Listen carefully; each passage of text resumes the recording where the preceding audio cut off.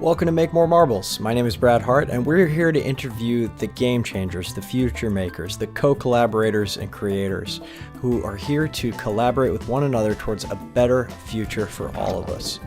Enjoy the show. We've got a great guest coming up for you right now. Welcome to Make More Marbles. My name is Brad Hart, and today I am with Mr. Chris Cromwell, who is currently competing for the top spot on Google for Chris Cornell, because they think that every time he gets Googled that it's actually, they didn't mean that. But no, Chris Cromwell is the guy we were looking for, and he's doing some amazing things from Alberta, Canada, and Calgary, I want to say. I have a lot of friends in Calgary, so thank you so much for being on the show, Chris, and welcome to Make More Marbles. Thanks so much for having me. Really excited to be here. This is a really cool opportunity. And I'm excited, man. This is awesome. Well, right on, brother. Well, let's jump right into it. I mean, thank you so much for being on the show. And let's kind of give people a sense of where you're at now and how you became who you are and some of the hero's journey along the way. Yeah, I mean, ultimately, I've been an entrepreneur from the time I was a kid. My first venture was a toy stand at a yard sale. And I stood on the street for several hours just yelling, "Toys for sale!" There's not a car in sight, but I was determined. I started really young. I was probably about 4 or 5 years old with that kind of entrepreneurial fire. And it just always continued. I mean, I got into dancing in high school, and I was a competitive break dancer while I was there. And then I got into a band. That's rad. Yeah, true story. I won't be breakdancing on the show today, but yeah, that's kind of how I started. That was a very entrepreneurial experience for me. And I just kind of started organizing events and doing all this stuff. And it just led me down a path. I've been pursuing creative arts for the last decade of my life. I got involved in real estate in the last few years, and things have really picked up, man. I'm doing a lot of really cool things in the world, helping a lot of people. Congratulations. So tell us about E3 and kind of what's going on with that right now. And this is a collaborative community. It's a co-working space for entrepreneurs and people who kind of want to do more with their lives.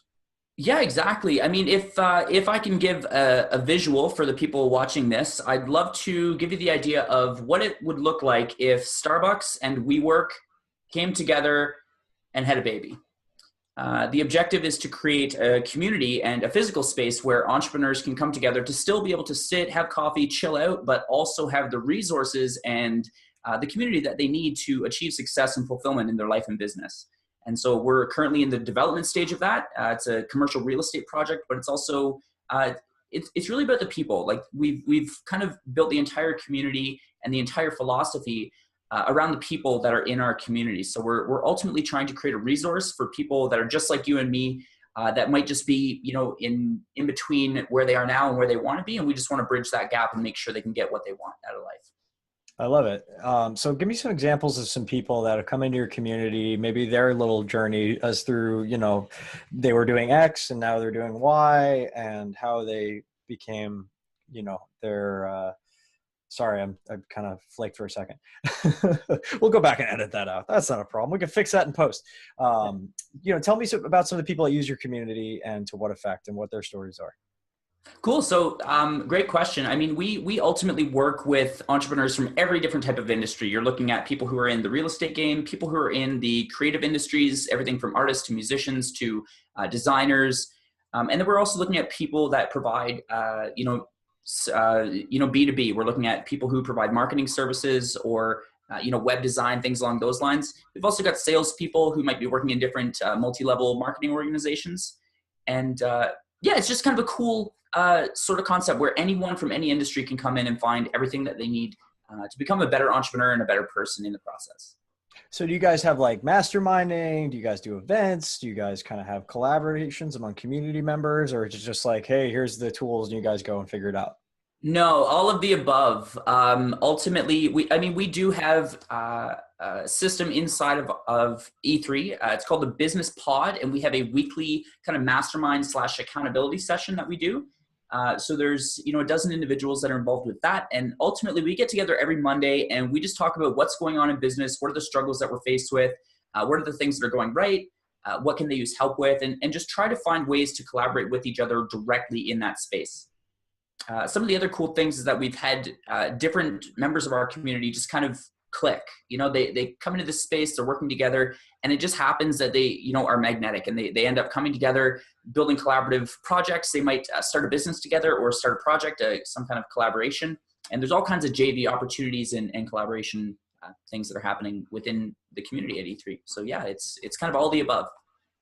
I love it. Yeah, that's a model I want to see more of in the world for sure. Like for example, I run a little weekly local mastermind at WeWork, which is not we. I'm sorry, Uni Cowork, which is kind of a competitor locally to WeWork, which is great. They have a big facility downtown San Diego, but that's like a 40-minute drive without traffic. So you know, we just do our own little one, and it's great, and people show up and they do their thing, but it can be a little cost prohibitive. Like they want, you know, $100 an hour for that space, and you know, you could charge people, but then that less people show up, and it's just kind of finding that. So do you guys sponsor the events, or do you like just let people kind of just rent it out and use it for whatever they want to use it for? Or like, what's the business model there, and how do you foster that type of community? Yeah, great question. So ultimately, we believe that like collaboration is the foundation of everything we do. We're all about like working together, finding joint venture opportunities, and we've actually partnered with a different co-working space here in Calgary, and they give us their space absolutely free of charge. I love that.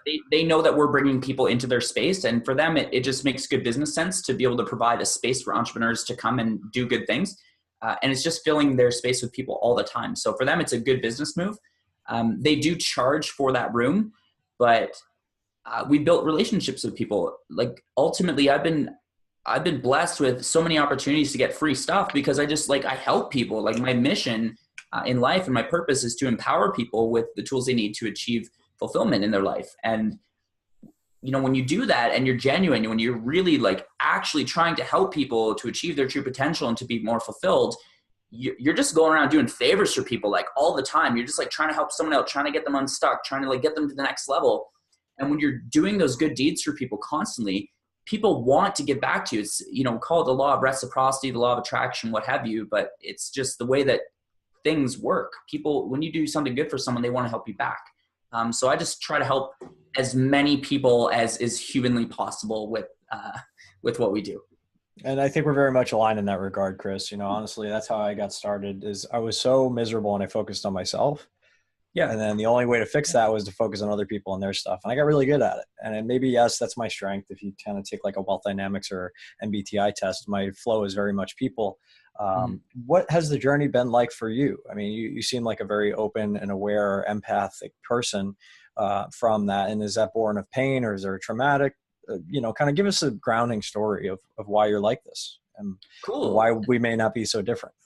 Sure. Thank you so much for the question. I think there's a lot of things that go into that. First and foremost, I was really fortunate to grow up with parents that encouraged me. And I know that for a lot of people that are out there that might be watching this, you know, your parents might not have been as supportive of your creative adventure or your entrepreneurial journey. And I was really blessed. Like growing up, I always had parents that were super, super pumped on what I was doing, whether it was joining, you know, a hard rock band, or if it was promoting an event or breakdancing. They always encouraged me and they told me to do what I love and to pursue that with intensity. I had a really big wake up call in 2011. I lost both of my parents, my mom in March and my dad in September. And that was obviously a really difficult thing for me. I was, 25 years old, still trying to figure life out. You know, you think you've got it all figured out, but you're really a jackass trying to say that he knows everything. And it taught me that life is really, really short. And if you're not pursuing the things that you love and leaving a legacy, leaving an impact in the lives of others, you're missing the mark big time. Because it was really powerful, I think, for me to be at, you know, for example, my mom's celebration. When we went there, there were people who came up to me and you know, they're obviously upset, they're in tears. It's a, you know, funeral. And they said, your mom changed my life. Like, I can't thank her enough for all the work that she did in my life to help me and to help me get through kind of this journey that I was on. And that really struck a chord with me. And I think that's obvious. I mean, it was a pretty, I don't want to say traumatic experience, but it really just taught me to look at life on the bright side and to leave a legacy. Like, pursue the things you love, help other people. Like, we're here to help other people and serve other people. So that's just my belief system. And I was fortunate to have good parents that encouraged me and like told me, you know, look at the bright side and always try to help as many people as possible and follow the golden rule, you know, do unto others as you would have them do unto you. And yeah, in 2011, it all just kind of came together, and it was like, holy shit, I'm really lucky. that I was given all these tools from the time I was a kid. And so it's just, I think it's just kind of natural for me. And I hope that answers your question. That was a long No, answer. no, it's a great answer because it kind of gives people a sense of who you are and why you are who you are, you know, and I think everybody will respect you for your successes, but they'll ultimately love you for your failures or your struggles, right? Because everybody can relate to failure and struggle, but not everybody can relate to success. Fair, yeah, And that's as true. entrepreneurs, you know, it can we can be regarded as like the ones that are outside the box, or you know, we look at the big ones like the Steve Jobs of the world and Elon Musk, and you know, just understanding that those people don't have anything that you don't also have access to in your way, right? Big The time. ability to serve others at a grand scale, I think, is a capacity within all of us. And it shows up in your language. It shows up in the way that you kind of describe even just what you're describing, the celebration of life as opposed to a funeral or a sad event, Sure. you know, and just the way you carry yourself, you know, it's just these little things you pick up, these nuances between, it's the same event. Your mom passed away. It was a horrible experience. And I went through it with my dad at 24, he passed away. And, you know, to be able to celebrate his life versus mourn his loss. Yep. And certainly we Absolutely. mourn, but just to be able to create something positive out of any situation, right? The event doesn't change, but our perception of the event or the story we create about it is either empowering or disempowering as a result. And these are like the little tangible bits. You know, everybody wants practical and tactical, but these are the Hmm. pieces that you can sink your teeth into that keep you going through the toughest times and It's so create true. something And out of nothing. I think it sometimes it takes a real kick in the face from the world to tell you that like your life is important and you're worth something. And what you know, it's just you have to recognize that your perception creates the reality in your life. And if you're looking at the world in terms of this bad thing happened to me, I'm a victim, you know, life is hard, life's unfair, like those things affect you and they compound over time. So if you're fortunate enough to understand what that means in your life and the impact it can have, uh, it's never too late to start. You can always start thinking better thoughts. Just gotta get in the habit of it.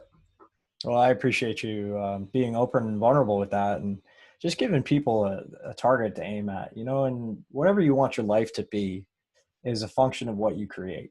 Mm-hmm. And we're creating all the time. We're creating with our words, our habits, our deeds, our thoughts, our actions. Mm-hmm. And with regard to other people, you know, it's not until you truly understand the lesson, and usually it's with a lot of pain or loss, that you learn this lesson that life isn't really about you, right? It's the Couldn't have sum said it of the better myself. people, you know, it's yes, you're part of it, but it's not about you. It's about what you can do for others. And that's your legacy. It's nobody's going to care that you're some selfish dude that lived and died. And when you zoom out far enough, I mean, none of what we really do matters in the grand scale of, you know, all things, right? This planet will live and die and will be forgotten. But guess what? While we're here right now, it matters to us and it matters to the people whose lives we change. And when you Exactly. can look somebody in the face, or they can look you in the face and say, you changed my life and it's better because of you, that's more satisfaction and fulfillment, like you said, than anybody could ever achieve. So where do you think most people miss the mark? I mean, we've talked about a few pieces, but where do you think most people miss the mark on fulfillment, and why success seems to be decoupled from it? You know, we talk about this science of success, or Sure. strategies, or practical or tactical, but Yeah. what is like the art of fulfillment, and how do you find the fulfillment that you do? And then also, how can people take a few key takeaways from that mindset wise? Because the right strategy in the wrong mindset won't yield the same results. And the strategy will always change as life Mm-hmm. changes, right? So I'd love to hear your thoughts and takeaways on that. Oh man, I love this question. This is the really like important stuff. I feel like a lot of people that have been in my life that are entrepreneurs are stuck in their I think to answer your first question, I think the biggest thing is what is your definition of success, right? My metric for how successful I am is how many people can call me or email me or tell me in a day that I changed their life in a positive way. It doesn't matter how much money's in the bank. Okay, that's not my currency. I don't believe that money is a currency. Money is a vehicle through which we provide and exchange services and goods. However, it's not my, like, time is my currency, and my measure of success is based on how many lives I can impact. And I can tell you, just for anyone watching this, it doesn't your mindset is not going to be there overnight. You have to be conscious as an entrepreneur and as a human being to understand that like you're not just going to be Rome overnight. And you know, I've spent, without exaggeration, hundreds of hours consciously thinking about who I want to become as a person in terms of my values, in terms of the character traits that I want to possess, in terms of the way that I want to look at the world. And a lot of people that I bumped into in my experience have never even thought about who they want to become as a human being, let alone where they want to go and what they want to do and what impact they want to make. And I think it starts, you know, here. You have to start with yourself. A big percentage of the people that we work with really struggle with the idea of being, quote, selfish. But the fact is, like, if you are sick and depressed and tired all the time and you're broke, you're not going to help anyone. You're not going to leave any impact. And I prioritize myself, and not to say like, oh, I'm the most important person in my life. So just some context here. I have 4 stepkids, and these 4 stepkids are a huge part of my life. And I make it part of my value system. I take responsibility for my values and how I interact in the world. I take responsibility and make it a value of mine to want to be present for them. You know, you got kids. Anyone who's at home right now who's giving their kid a phone to babysit them, you know what you're doing. And you're creating a disengaged kid who's got to go out in the world. These are adults that are going through childhood right now. And I see, like, you know, this is such a distraction for kids because they don't know any better. We've got to teach them, and we've got to be present for them. Like, kids need communication. They need you to be present for them. So I won't go on a tangent about the kids, but like, that's just an example of where I see my priorities. I, again, measure how much of an impact can I make in people's lives? Well, if I'm a disengaged parent and I give my kid an iPhone to play with while I'm doing work, is that kid really going to respect me for that? Or are they just going to be totally disengaged and like lacking socially when they grow up? And I see that as being an impact in their life, and they're like immediately in my life. So, you know, are the kids happy? Is my wife happy? Are my friends, like, do they respect me? Do they actually like say good things about me behind my back?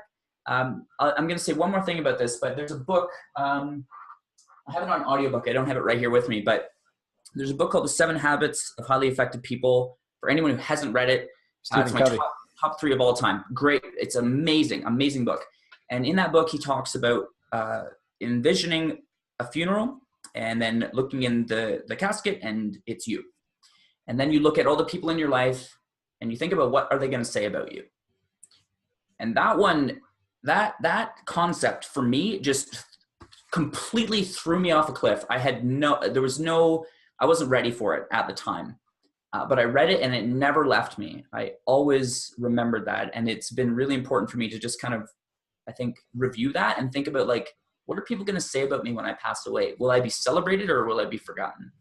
And that's been super crucial. So again, to come back full circle to your question, the definition of success, I think, is what a lot of people are really struggling with. And that's ultimately what's creating your perception of the world that you're involved in and how you interact in it. If you're focused on becoming a better person yourself and making more of an impact in people's lives, then that ultimately is going to create the circumstances and the environments for you to be able to do that. And ultimately that leads to fulfillment. I think fulfillment is something that's very internal. And if you have a definition of what that looks like, for me, it's leaving an impact. I think that will really change the way that the world shows up for you. If you're looking for opportunities to impact people's lives, then that's what you find.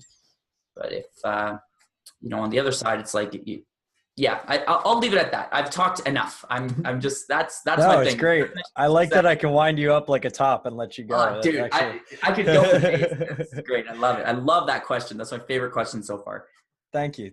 And I'll keep asking great questions. You keep answering them. I appreciate you. We talk about on the show a lot, like, what are your principles? What are your values? What are the things that, if you were to put in a book, if you had the ability and the time to do so, would be read for 100 years after you're gone. Like Stephen Covey's book, for example, that's 7 Habits of Highly Effective People.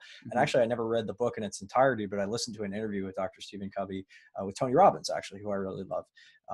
And, you could just tell a person by the gravitas of their values and how they show up in the world. And I don't shadow this man 24 hours a day, but you just know, like, that's where it starts. It starts with your values and beliefs. And, this is how we shape reality. And it's a real chain that actually happens. You start with what you value. What you value becomes what you believe about the world. What you believe becomes your thoughts. What you think becomes your words. What you say becomes your actions. What you do becomes your habits. And your habits ultimately become the thing that shapes your reality, right? It's not a function of what you want your life to be. It's what have you programmed? What have you wired and fired in your nervous system so many times that you do it as a function of who you are effortlessly with very little cognitive use?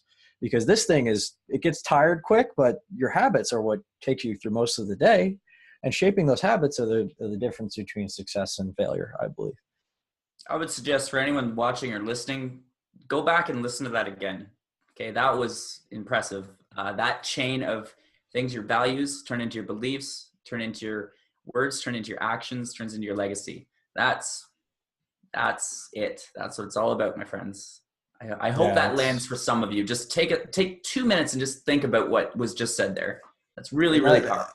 Really I might have adapted that and added a few little colorful pieces to it. And I've thought a lot of this a lot, but it really comes down to Lao Tzu. This is not knowledge that hasn't existed. If you read the Tao, Tao Te Ching, he's talking about this thousands of years ago. So, we tend to forget more than we think we know as humans. And I think the trick is not to add more content, although that's what we're doing here. We're creating more content. It's just to remind ourselves of what we already know as humans. Like, this is fundamental to our species. This is our collected oral history and tradition, just in a new format. Yeah, 100%. So, there isn't a situation that exists until humans fundamentally change what they are that hasn't been encountered in some way, shape, or form before. And then you can model those behaviors and those habits that those effective people had at that situation and apply it to the new ones today. And the people who do that, they tend to do really well. Like Ray Dalio studying history, for example, in order to create his principles. With this book I love right now, by the way. This is the best thing I'm reading in the last 5 years. I recommend it highly. And you familiar with Dalio? Do you know who that is? I do, yes. Actually, that book just came up in my recommended reads. So good. Get on that. Oh, yeah. God, I love it. Okay. So what are some other principles that have kind of guided you and shaped you along the way that people might want to pick up? And, R&D, as I like to say, I learned from another Canadian, Dan Martell, rob and duplicate. If it's working, use it. Yep. I'm a huge believer in optimism.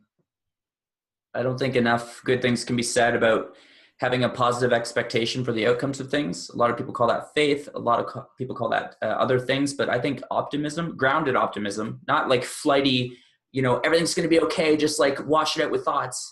I'm talking about real grounded faith in the fact that something good is going to happen to you. And that's a habit that you've got to build. It doesn't happen overnight. You might be lying to yourself at the beginning. I'm a firm believer in building I don't know if you're familiar with like brain science or like neurochemistry or neurolinguistic programming, but anchoring ideas in your mind that empower you. If you can get into the habit of choosing how you look at the world, because there's a space between stimulus and response. So when something happens, you have a choice about how you react to that, and that ultimately is what creates your reality. I love how we're having a philosophical discussion in a business setting. This is fantastic. I believe that optimism has given me more with that single belief about the world, with that single value. That has served me more, I think, than just about any other value. And obviously, I try to love on people as much as I can. Dude, if I can get a hug rather than a handshake, I'm in. I'm going to go in for the hug every time. I try to love people. I think if you haven't already thought about like love in your life and where it stands, give that a reconsideration. Really think about like how much do you love people? How much are you giving love to the world? Gratitude is another huge one. I think that if we're not able to recognize the good things that are already happening in our life, it just impedes the future good things from coming in. So I would say love, gratitude, optimism. Those are my three biggest and most important for sure. Love, gratitude, and optimism, or LOG if you like acronyms and alliterations like I do. Yeah, there you go. Exactly. I love it. And I love the Viktor Frankl quote, by the way, the stimulus and response, you know. And if you guys haven't read Man's Search for Meaning, it's about a man who survived the Holocaust. And the one thing he noticed that separated the people who passed away and didn't survive that ordeal and the people who did was their outlook. It had nothing to do with their relative strength or ability or who they knew or what they knew. Is what I'm getting what goosebumps meaning, just hearing you talk about this, man. I love what it. meaning could they make that was empowering versus disempowering? And that's our core strength, is that we have free will, you know, to decide what we mean, what we make things mean. And just knowing that is so powerful. Yeah, big time. And then catching yourself when your ego takes over and says, "Oh, it means this," because it happens to everybody. You think I wake up every day feeling like $1 million? Of course not. I go and I run and I scream and I jump in the ocean and blah, and I get into a good state and I wire and fire that, and then it gets easier and easier and easier. And I'm sure you have 100%. let's talk morning rituals. Like, what are some of your morning rituals that get you into peak state? Because you're obviously a high energy guy. I want to know how that happens. You know, Accident. I just got turned on to this thing. Mel Robbins is the person, the 5-second rule. So Ooh, I can't wait to have Mel on the show. We've been trying to schedule. 5, 4, 3, 2, 1, go. And man, I'm telling you, that is like, it's a game changer for me. I had never been exposed to it. Someone actually just turned me on to this like within the last month. So my morning ritual consists of ultimately like waking up and I take an hour for myself. I don't answer emails. I don't answer phone calls. I don't do social media. I really don't do anything, man. I sit there with a coffee. I have some water. I like might grab like a quick bite or something or have a shake or something, but I don't do anything. I'm not trying to like wake up and meditate or exercise or look at affirmations. I give myself time to like wake up. I'm not a morning guy.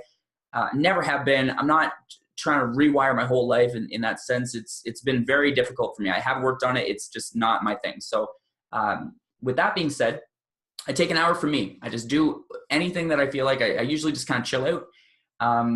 And then I'll usually either read or listen to a podcast within that first, like after about 45 minutes or so, I'll start reading.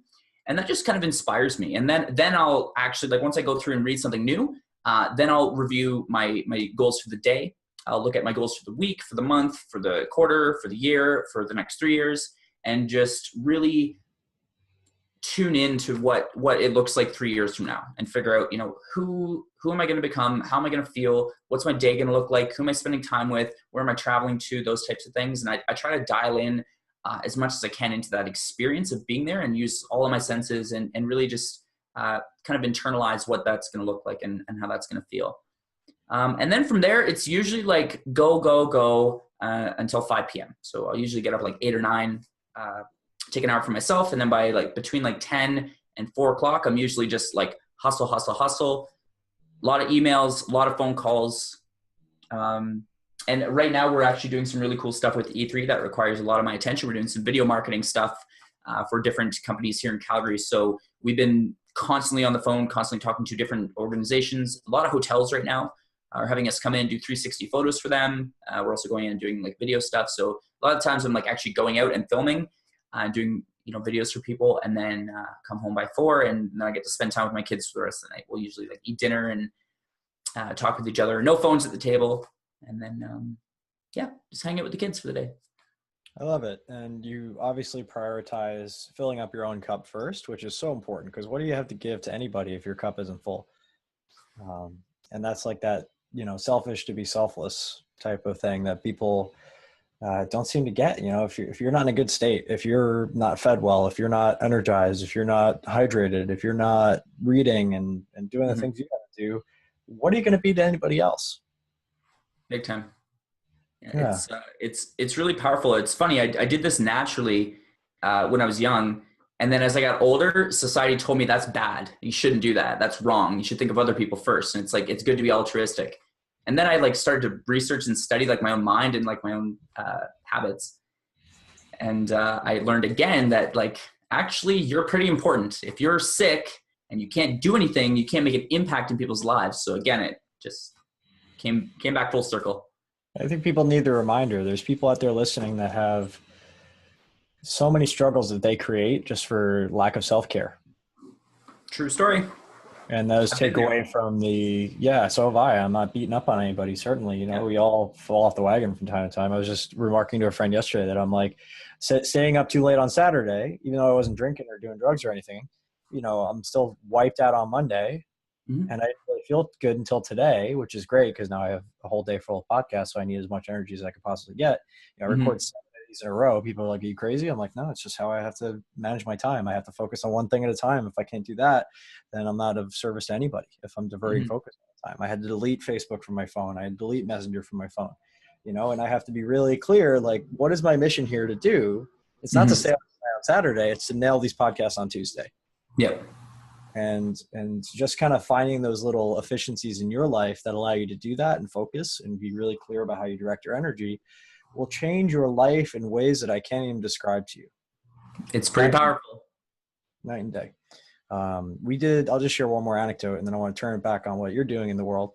My friends and head of sales at Make More Marbles, Frank, made a video about 2.5 years ago. I was living in Santa Monica in my apartment. We just had a few hours to kill. We're like, we're going to make a video about something. What do you want to talk about? Well, you quit drinking and I quit drinking. Let's talk about our experience. So we made a 21-minute video. We didn't think anything of it. It went on to become the most popular video on quitting alcohol on YouTube for those keywords, quitting alcohol, for like a year and a half. So like a lot of people watched it. And it's a great video. It's still up there. You can check it out. It'll be like top 5 if you check it out now. And it was just Cool. us explaining our experience and went on to change thousands of lives. I get messages still about it all the time. Like I quit for 30 days, 60 days, 90 days, 100. You have no idea what you've been through and how it could change somebody's life if you're just willing to put it out there. But that would have never come if I just didn't, you know, decide to take a stand for something and Yep. present it in a way which I'd heard nobody else presented of it. It's like, you know, alcoholism versus social drinking versus no drinking. Like there's no middle ground there at all of people who just for performance reasons or whatever want to maybe quit drinking for 30 days and see what their life is like. And how do you message those people and don't make them feel like horrible people? Yeah. So I guess all of this is a long way to say that the amount of impact you can actually have is relatively high, especially nowadays. We have supercomputers in our pockets that can connect you to anybody in the world. And yes, they can disconnect us just the same, but just like any tool, a hammer can build a house, it can cave somebody's skull in. It's how you choose to use it.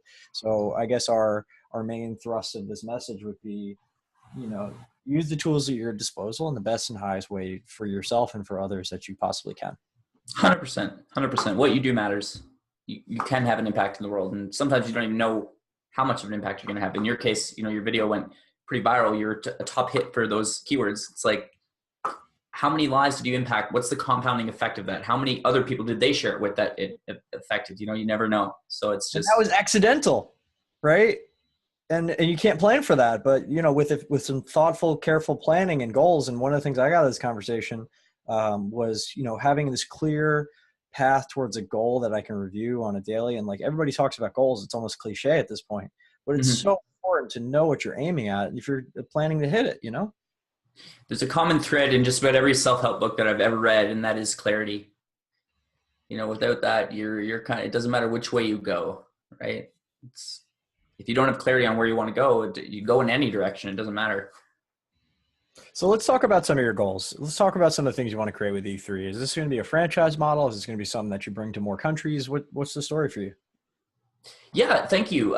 So ultimately, our objective with E3 when we first got started was to create a community, and really it was kind of all built around that. We've actually got a lot of feedback and a lot of insights from people who want to be involved with what we're doing. And I think at this point, a franchise model or a licensing model would work best for us. Typically, hotels will license their name to organizations and people that can afford it. It's not a franchise, but it's more like a license. So we're kind of balancing between those two and looking at ways to either E3 certify people and have a licensed name scenario, or a franchise model where we control it corporately and then distribute whatever franchise we decide to do. So that's kind of where we're aiming at right now. Got to start with one though first. I like that. Yeah, if you can nail it, you can scale it. Yeah, if you can nail it, you can scale it. I like that. I haven't heard that before. I made it up. Or maybe I heard it somewhere and I just don't remember where, but I'm pretty sure I I made like it it. up. So, we're all about creating systems that serve more people. If you have a better mousetrap, Then it's just a function of connecting you to the resources, the opportunities, the people, and the systems, the crops, if you will, to get it to more people more quickly. So, you've been so generous with us, Chris, creating a space where we can learn and grow with you. What are some of the ways that we can help you do that and move your mission forward faster? So you talked about this franchise licensing model. I got some people for that. I got some ideas for that. I don't know if they'll translate as well across the border as they do here. We got our eyes on San Diego. So get out of here. Okay, cool. Yeah, I could definitely help with that. I'm already talking to people about a coffee shop concept down here, and you said a baby between WeWork and Starbucks. Well, I know people they're doing both kinds of things, and I think would love to have a chat with you about that. So that's one thing. But for people at home, like, what do you think you need the most right now to move your mission forward? Yeah, that's a great question. Thank you so much for the opportunity to speak to your audience in this way. So I think that for anyone watching, ultimately, I've kind of explained what E3 does and why we're here. And our objective, our mission as a company is to empower people just like you, entrepreneurs, with the tools, the education, and the physical resources that they need to achieve success and fulfillment in their life and business.